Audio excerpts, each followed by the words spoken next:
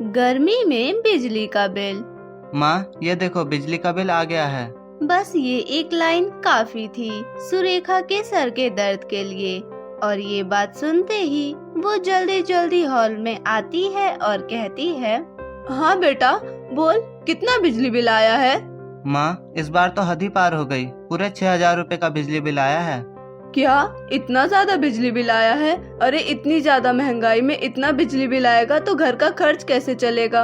और अब कोई कर भी क्या सकता था, क्योंकि गर्मी का जो समय चल रहा था और इस भरी गर्मी में किसी के भी घर बिजली बिल आना बहुत आम बात थी। लेकिन शायद सुरेखा के घर में हद से ज्यादा ही आता था। पिछले 2 महीने से लगातार इतना बिजली बिल भरकर पूरा ही परिवार परेशान हो गया था।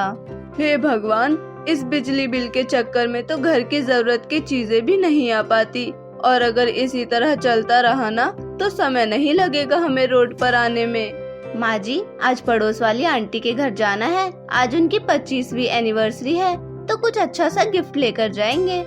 अरे बहू, अभी हमारे खुद खाने के लाले पड़े हुए हैं, तू देख रही है ना कि कितना ज्यादा खर्चा बढ़ गया है, और ऊपर से इतनी ज्यादा महंगाई। अब देखा जाए तो सुरेखा का परिवार बहुत ज्यादा अच्छा था। घर में किसी भी चीज की कमी नहीं थी। हर कमरे में पंखा, एसी, कपड़े धोने के लिए वॉशिंग मशीन, खाना गर्म करने के लिए ओवन और ना जाने कितनी सुविधाएं। तो ऐसे ही एक दिन घर की लाइट चली जाती है और नेहा को बहुत ज्यादा गर्मी लग रही होती है, इसीलिए वो बाहर आइसक्रीम खाने चली जाती है। लेकिन नेहा अपने कमरे का पंखा बंद करना भूल जाती है और तभी लाइट भी आ जाती है। इसके बाद सुरेखा कमरे में आती है और वो देखती है कि नेहा तो वहाँ पर है ही नहीं और पंखा भी चल रहा है। सुरेखा ने जब पंखा चलता हुआ देखा तो उसे बहुत ज्यादा गुस्सा आया। नेहा की सास गुस्से से हॉल में बैठी हुई थी और नेहा का इंतजार कर रही थी। तभी नेहा आती है और सुरेखा गुस्से से कहती है, अरे तुझे कितनी बार बताया है, जब कमरे से बाहर जाएगी तो पंखा बंद करना है, लेकिन तुझे तो कुछ समझ ही नहीं आता, बिना पंखा बंद किए कमरे से चली गई। पता भी है पंखा कितनी देर से चल रहा था, तेरी ही वजह से इतना बिजली बिल आ रहा है पिछले 2-3 महीने से। माँ जी, लाइट चली गई थी और कमरे में भी बहुत गर्मी लग रही थी, इसलिए मैं तो बस आइसक्रीम खाने बाहर गई थी। अरे ये तो मुझे भी मालूम है कि लाइट चली गई थी, लेकिन पंखा तो बंद करना होता है ना, तुझे इतना भी नहीं पता चला। अब जा और किचन में जाकर बर्तन धो ले। बर्तन धोने के बाद जब वो बाथरूम में आती है और देखती है कि बहुत सारे कपड़े हैं, ये देखकर वो वॉशिंग मशीन ऑन करने लगती है, लेकिन वॉशिंग मशीन ऑन ही नहीं होता। और तभी वो देखती है कि वॉशिंग मशीन की तार निकाल रखी है, और फिर वो अपनी सास के पास जाती है और कहती है, माँ जी, आपने वॉशिंग मशीन की तार क्यों निकाल दी? मुझे कपड़े धोने हैं। अरे बहू, कितने कपड़े धोने हैं तुझे? देखिए माँ जी, आपकी साड़ी है, दिव्यांश के भी 2-3 कपड़े हैं, हाथ से थोड़ी ना धोऊंगी मैं। बहू, बस इतने से ही तो कपड़े हैं, इसमें मशीन लगाने की क्या जरूरत? तू एक काम कर, इन्हें हाथ से ही धो दे। क्या माँ जी, आप क्या बोल रही हैं? मैंने 3 दिन पहले ही तो नेल एक्सटेंशन करवाए हैं और मेरे हाथ भी खराब हो जाएंगे। हे भगवान, एक तो इतनी ज्यादा परेशानी और ऊपर से मेरी बहू। ऐसा कर, तू मशीन से ही कपड़े धो ले, मेरे सर पर चढ़कर खड़ी मत हो। अब बेचारी नेहा दिन भर काम करती रहती, कभी किचन में तो कभी घर में झाड़ू पोछा और कभी छत पर इतनी गर्मी में कपड़े सुखाना। इतना सब काम करके नेहा बहुत ही ज्यादा थक गई थी। आखिर में इतनी गर्मी जो थी, नेहा आराम से अपने कमरे में चली जाती है, लेकिन उसे गर्मी ही इतनी ज्यादा लगने लगती है कि उससे बैठा ही नहीं जाता। ओफो, अभी से इतनी गर्मी हो रही है, आगे जाकर तो पता नहीं क्या ही होगा। अभी तो माँ जी सो रही है, एक काम करती हूँ, 10 मिनट के लिए एसी चला लेती हूँ। ऐसा सोचकर नेहा भी एसी चला लेती है, लेकिन तभी सुरेखा किचन में पानी लेने आती है और देखती है कि नेहा ने अपने कमरे का एसी चला रखा है। और देखते ही सुरेखा कमरे में जाती है और गुस्से से कहती है, तुझे एक बार समझ नहीं आता क्या? मैंने बोला था ना कि एसी नहीं चलाना है। कितना बिजली बिल आता है, अरे पता भी कैसे होगा, तू थोड़ी ना कमाने जाती है। पैसे तो मेरे दोनों बेटे कमाते हैं दिन रात मेहनत करके, तब जाकर घर में सारी चीजें आती है। और तू है कि किसी की भी मेहनत नहीं समझती है। माँ जी ऐसा नहीं है, मैं भी जानती हूँ आपके दोनों ही बेटे बहुत ज्यादा मेहनत करते हैं। और देखा जाए तो मैं भी पूरे दिन घर के कामों में ही लगी रहती हूँ। और अगर मैंने भी 10 मिनट के लिए एसी चला लिया तो क्या हो गया, मुझे गर्मी लग रही थी, मैं धूप से कपड़े सुखा कर आई हूँ। ओहो, बोल तो ऐसे रही है जैसे तू ही कपड़े धोती है। अरे मैंने भी बहुत कपड़े धोए हैं और तू तो फिर भी मशीन से कपड़े धोती है। हम तो इतनी धूप में हाथों से कपड़े धोकर फिर सुखाते थे। दिन पर दिन इतनी महंगाई और साथ ही घर में इतनी परेशानियां भी बढ़ गई थी। और इस चीज से परेशान आकर सुरेखा ने फैसला लिया कि वो इस बारे में बात करेगी। शाम तक जब सभी अपने काम से लौटकर घर आते हैं तब सुरेखा कहती है, बहू सबसे पहले तो तू मेरी बात सुन ले। 2-3 कपड़ों के लिए वॉशिंग मशीन लगाने की कोई जरूरत नहीं है और एसी भी बस रात के समय चलेगा, वो भी बस 20-30 मिनट के लिए। और कमरे से निकलते ही लाइट पंखा सब बंद हो जाना चाहिए। ये क्या माँ जी, मुझे बिना एसी के नींद नहीं आती। और कपड़े तो मैं हाथ से बिल्कुल भी नहीं धो सकती, मेरी तो कमर ही टूट जाएगी। नेहा, माँ बिल्कुल सही कह रही है। घर में इतनी फैसिलिटी है कि तुम्हें तो इनकी आदत लग गई है, जो बिल्कुल सही नहीं है।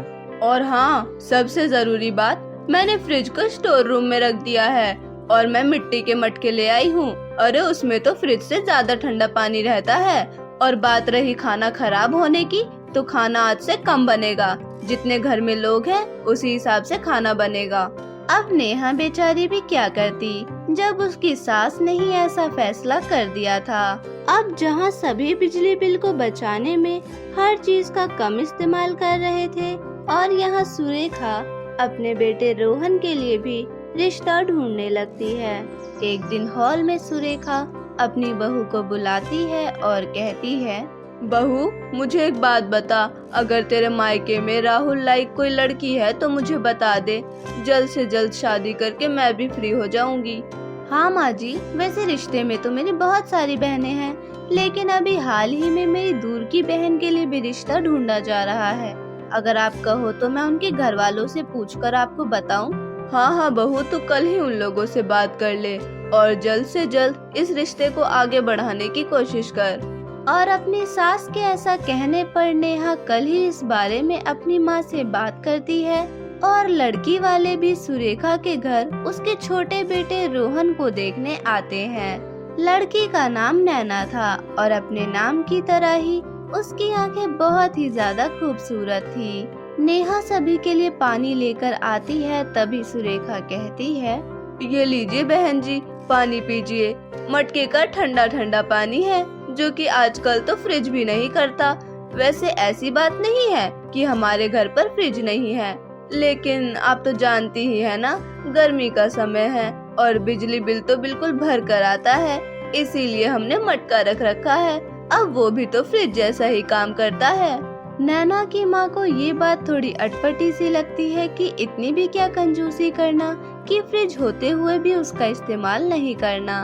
अब इतनी गर्मी होने के कारण नैना की माँ बोलती है, अरे वाह बहन जी, आपके घर में तो एसी भी है। वैसे गर्मी बहुत ज्यादा हो रही है, थोड़ा एसी चला देते तो ठंडक हो जाती। अरे बहन जी, एसी चलाने की क्या जरूरत, मैं अभी खिड़कियाँ खुलवा देती हूँ, बाहर से बहुत अच्छी हवा आ रही है। अब आपको तो पता ही है ना कि एसी चलाने पर कितना बिजली बिल आता है। सभी को सुरेखा की ये बात बहुत ज्यादा अजीब लगने लगती है और तभी नैना के घर वाले उठकर खड़े हो जाते हैं। अरे बहन जी, आप खड़ी क्यों हो गई? बैठिए ना, अभी तो आपने नाश्ता भी नहीं किया। ये नाश्ता आप ही रखिए और आप ही खा लेना। भला इतनी कंजूसी कौन करता है कि मेहमानों के आने पर भी इतनी सुविधाएं होने के बाद भी उनका इस्तेमाल नहीं करना। और हाँ, मेरी बेटी को तो बिना एसी के नींद ही नहीं आती, और अगर आप लोग इतनी कंजूसी करोगे तो मेरी बेटी का रहना तो मुश्किल ही हो जाएगा। ना, मैं इस रिश्ते को आगे नहीं बढ़ा सकती। ऐसा कहकर नैना के परिवार वाले वहाँ से चले जाते हैं। अब आखिर में इतनी कंजूसी करना भी ठीक नहीं, लेकिन यहाँ सुरेखा बहुत ही ज्यादा परेशान हो जाती है लेकिन तभी रोहन गुस्से से कहता है, माँ आपकी कंजूसी की वजह से इतना अच्छा रिश्ता हाथ से निकल गया। अरे इतनी भी क्या कंजूसी करना, बिजली का बिल सभी घर में आता है और अगर हमारे घर में बिजली का बिल ज्यादा आता है तो हम उसे कम करेंगे, लेकिन इसका मतलब ये नहीं कि हम बिल्कुल गरीबी में रहना शुरू कर देंगे।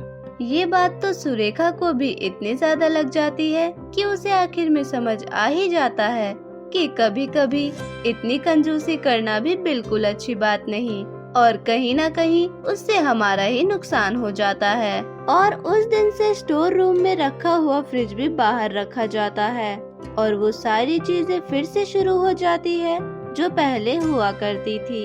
लेकिन अब बस फर्क इतना था कि जहाँ एसी, पंखा, लाइट दिन भर जलता था, अब उसी समय चलता था जब कमरे में कोई मौजूद हो।